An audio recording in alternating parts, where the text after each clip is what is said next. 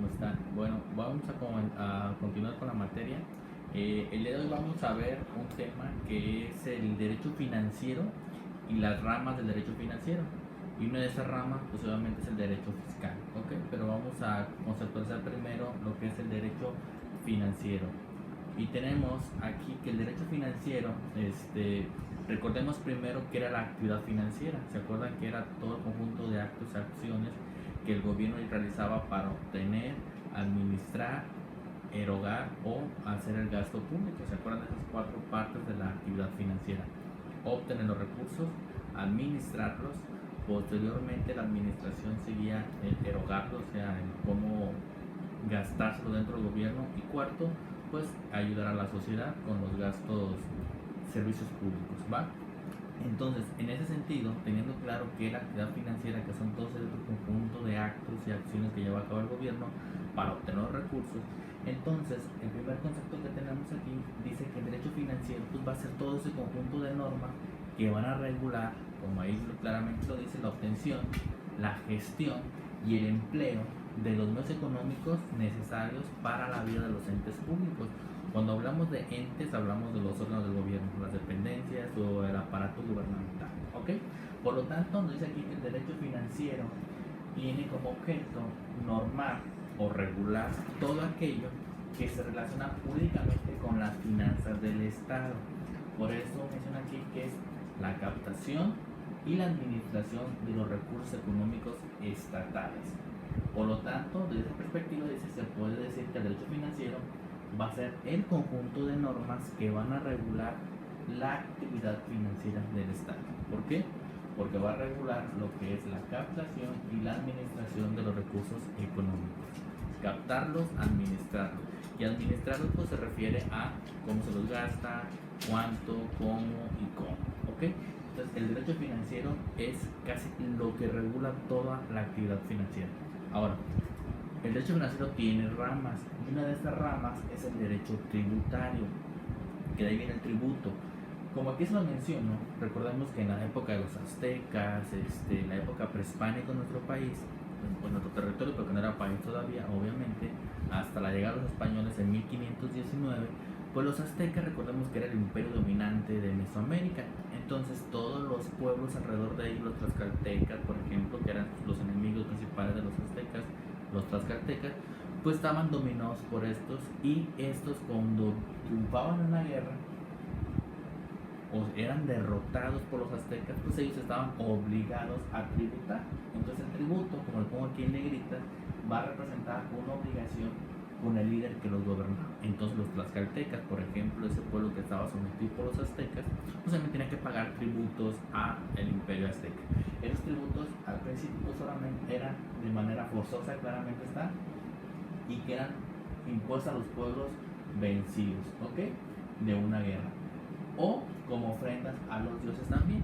Y estos tributos, estos primeros impuestos, podemos decir, o tributos, eran en términos de materia, o sea, no había moneda, entonces era mucho en especie, ¿ok? Dice que el término tributo ha cambiado con el tiempo y en la actualidad se utiliza de manera generalizada para definir a las contribuciones o aportaciones económicas que legalmente los ciudadanos se encuentran obligados. Esta es la palabra clave, recuerden así, obligados a efectuar a favor del Estado.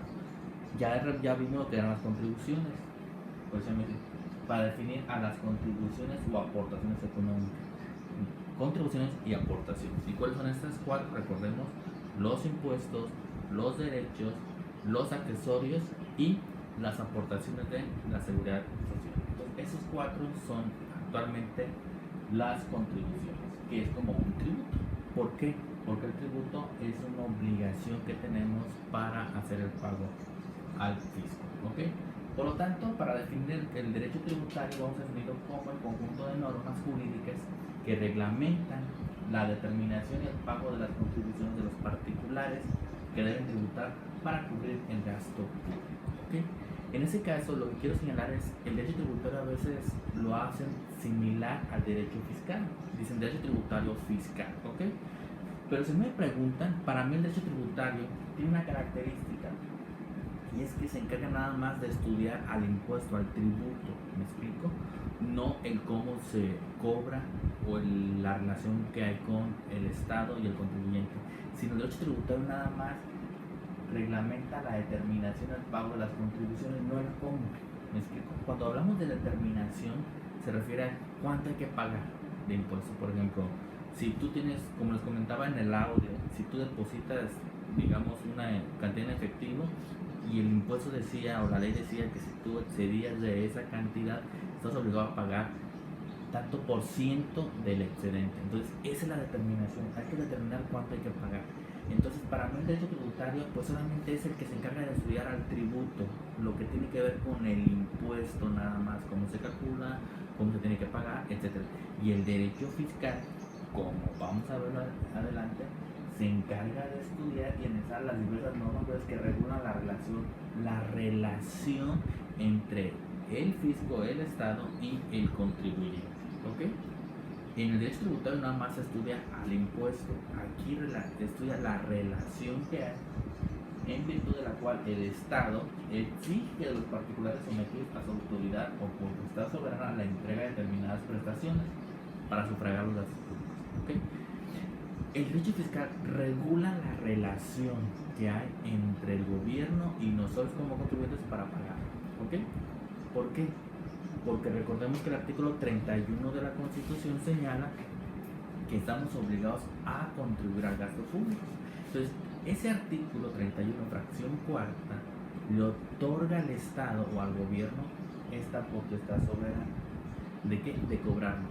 ¿Okay? O sea, en la Constitución dice, tú estás obligado a contribuir a nosotros como ciudadanos, por lo tanto el gobierno dice, entonces yo tengo la potestad o el poder para cobrarte. ¿Ok?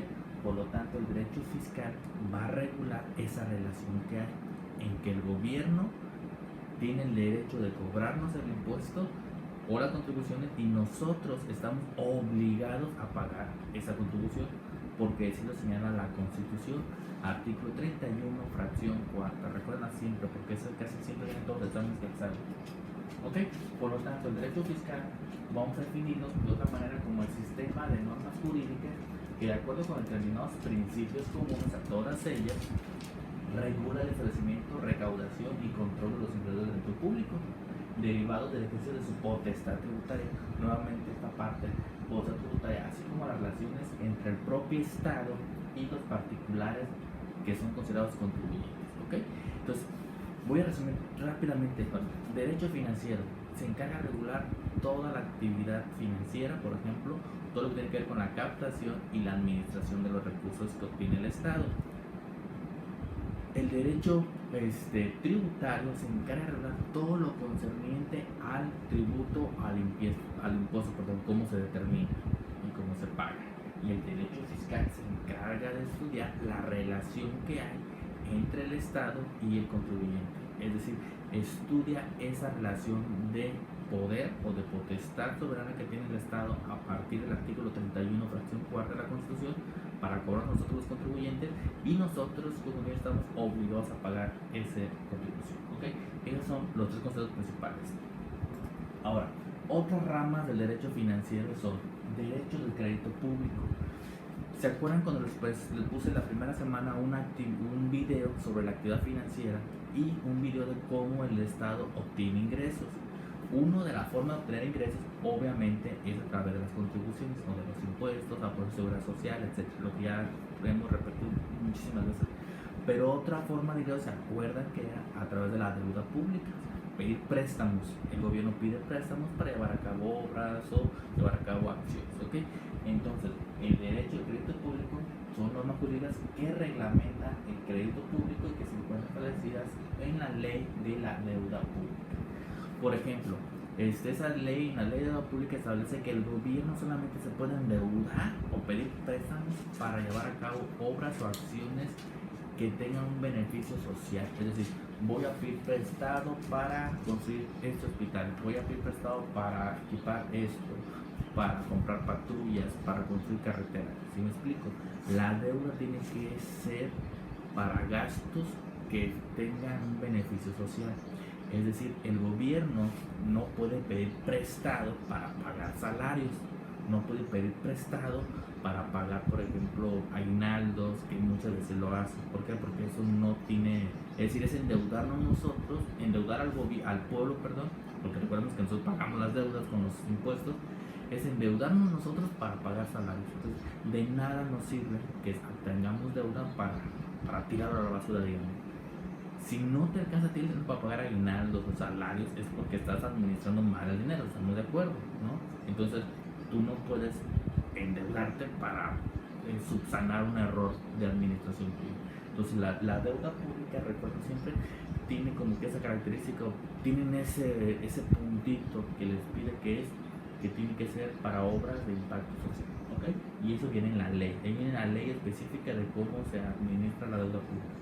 Después viene el derecho monetario, que es las disposiciones legales o normas jurídicas que regulan lo relativo a la moneda. Recordemos que en nuestro país está el Banco Central, que es el encargado de expedir las monedas y los billetes, ¿ok? Que eso lo van a ver, imagino, en otra materia. Aquí nos vamos a meter en la parte de la política monetaria porque es muy amplio. Lo único que les puedo decir es que el Banco Central es autónomo, el gobierno no se mete en su administración y nada por el estilo. Y el gobierno, el Banco Central, perdón, es el que se encarga de regular la política monetaria, o se encarga de aplicar la política monetaria. Que, por ejemplo, el día que no haya dinero, pues autorizar a los bancos, por ejemplo, darles facilidad a los bancos para que los bancos particulares pues ofrezcan préstamos, dinero, tarjetas de crédito, para que haya dinero y gaste la gente. Y cuando ya hay mucho dinero circulando, pues lo restringe. Es cuando ustedes se dan cuenta que hay días que van al banco y te ofrecen tarjetas bancarias hasta en los cajeros, de que llevan tu tarjeta de crédito en 15 minutos o un préstamo. Es cuando el gobierno a través del Banco Central dice vamos a repartir, digamos, a que haya dinero circulando en el país. Y cuando dice el gobierno hay mucho dinero que está circulando por el país, perdón, el Banco Central, hay que recuperarlo, es cuando tú vas al banco y te piden a lo que no para darte un préstamo. Es decir, no podemos soltar ahorita dinero porque el Banco Central dice hay mucho dinero circulando, por lo tanto se puede crear inflación, ¿ok? Son políticas que lleva a cabo el Banco Central, pero esta es cosa aparte, nomás se lo quería mencionar, ¿ok? El derecho fiscal patrimonial, que se encarga de estudiar o lo concerniente a los bienes del Estado, todos los bienes inmuebles, edificios, vehículos, etc. Y por último, el derecho presupuestal, que son las normas jurídicas que regulan el presupuesto de ingresos, así como el gasto público o lo que llamamos presupuesto de egresos. Y también para esto hay una ley de ingresos y una ley de egresos. En esa ley de ingresos se establece cuánto vamos a pagar de impuestos cada persona, cada contribuyente, de dónde va a obtener el recurso del gobierno. Por ejemplo, les pongo ahorita, es un ejemplo claro que pasó con el petróleo. En la ley de ingresos, en el presupuesto de ingresos, el gobierno determina un precio para el petróleo. Es decir, este año 2020 pronosticamos que vamos a vender el barril de petróleo en $30, ¿va? Y de esos $30 vamos a producir tantos millones de barriles de petróleo, por lo tanto vamos a obtener de la venta del petróleo tantos miles de millones de pesos. Pronostica, se llama un presupuesto de ingresos, ¿ok? ¿Y qué pasó? Recordemos que el petróleo se fue por los suelos. Entonces, si el gobierno estaba considerando tener recursos por la venta del petróleo, ¿qué pasa cuando el petróleo no pasaba ni de, costó menos de $0, por ejemplo? O sea, no valía nada el petróleo. Entonces, obviamente ese dinero que el gobierno tenía considerado, pues no ingresó.